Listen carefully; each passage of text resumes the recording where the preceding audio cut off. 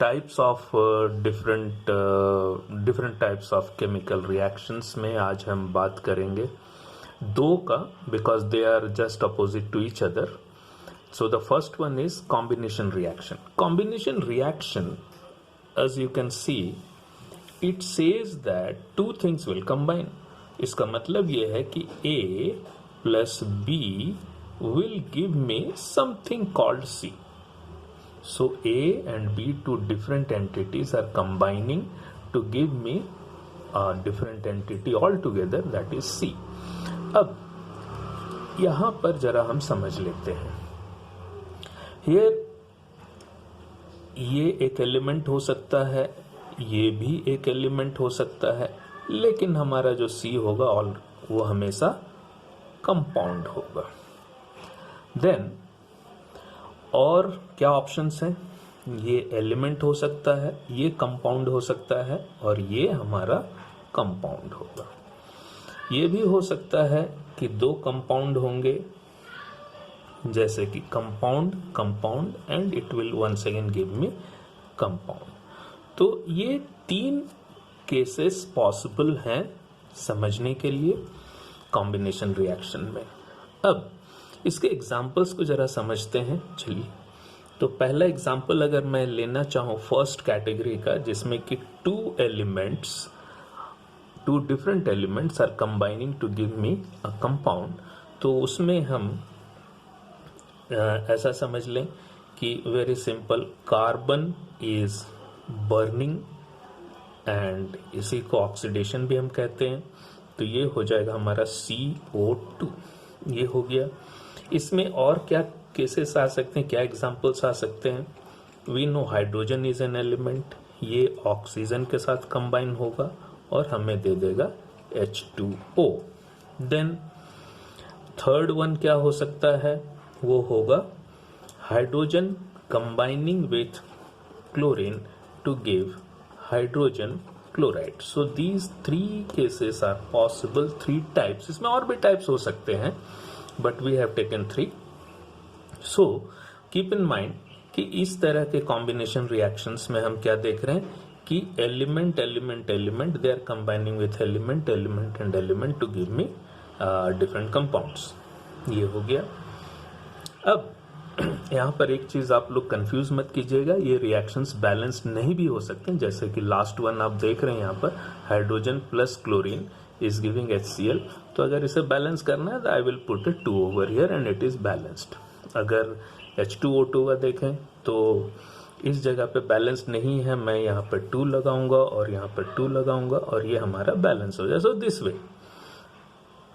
इसको बैलेंस अगर करने जाएंगे तो यहाँ पर 2 लगाएंगे और यहाँ पर 2 लगाएंगे और क्या हो जाएगा 2 4.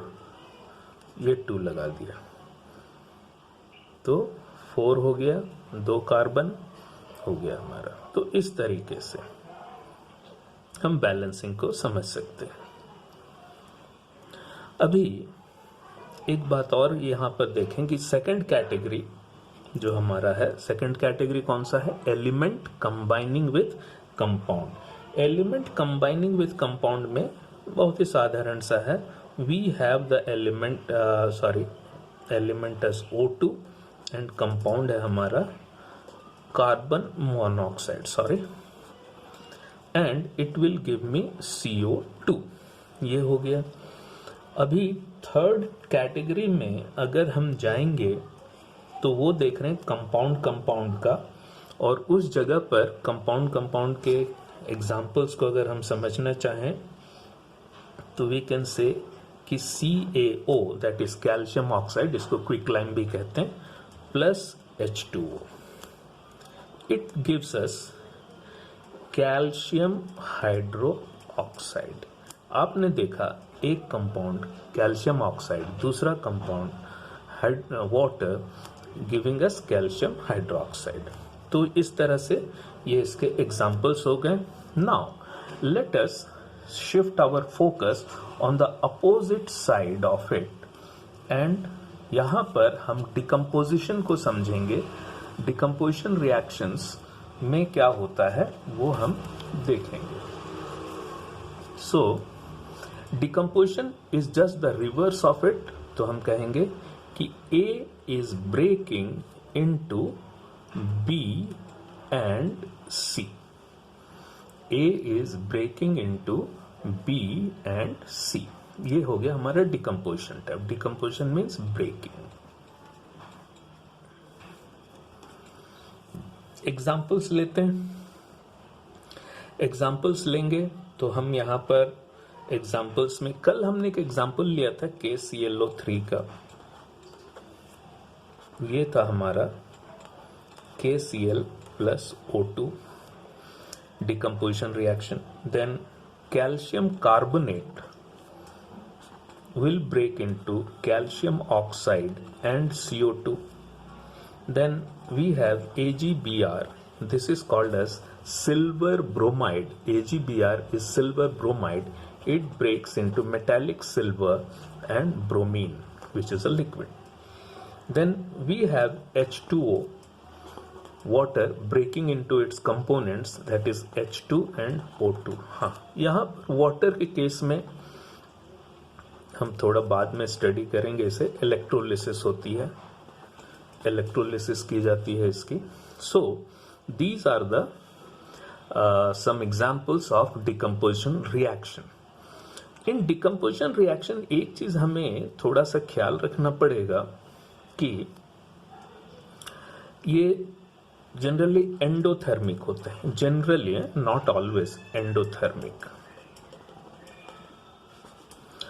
एंड उसी जगह पर अगर हम कहेंगे कि कॉम्बिनेशन वाले, सो कॉम्बिनेशन रिएक्शंस जो होते हैं वो हमारे जनरली एक्सोथर्मिक होते हैं.